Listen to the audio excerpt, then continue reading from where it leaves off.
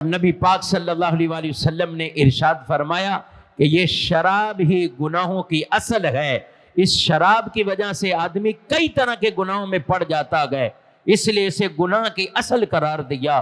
آج بھی جو شراب کی اس نشے کی لت میں پڑ جاتا ہے، اس کی زندگی بھی تباہ ہوتی ہے، کاروبار بھی تباہ ہوتا ہے، اس کی صحت بھی تباہ ہوتی ہے، اس کی اچھی صحبتیں چھوٹ کر بری صحبتوں میں وہ چلا جاتا ہے، اپنی فیملی کو بھی ایک طرح کی تباہی کے کنارے پہ لا کے کھڑا کرتا ہے۔ میرے آقا علیہ السلام نے ایسے نہیں فرمایا، 10 لوگوں پر لعنت ارشاد فرمائی ہے: شراب بنانے والا، بیچنے والا، اٹھانے والا، جس کے لیے اٹھا کر لے کر جا رہا ہے، خریدنے والا، جس کے لیے خریدی جا رہی ہے، بیچنے والا، اور جس کے لیے بیچی جا رہی ہے۔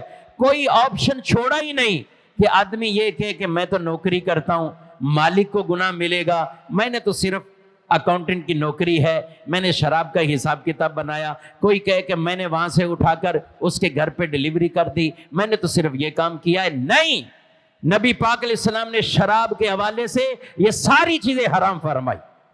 فرمایا کہ لے جانے والا، اٹھانے والا، ادھر سے ادھر ٹرانسفر کرنے والے، یہ سارے اس تعاون میں شریک ہیں، یہ سب شریک۔ ایسی ملازمت ہو یا ایسا بزنس، یہ سارے حرام کے زمرے میں، اور اس کے حرام فرمایا۔ تو یہ گناہوں کی اصل پھر اسے قرار دیا گیا۔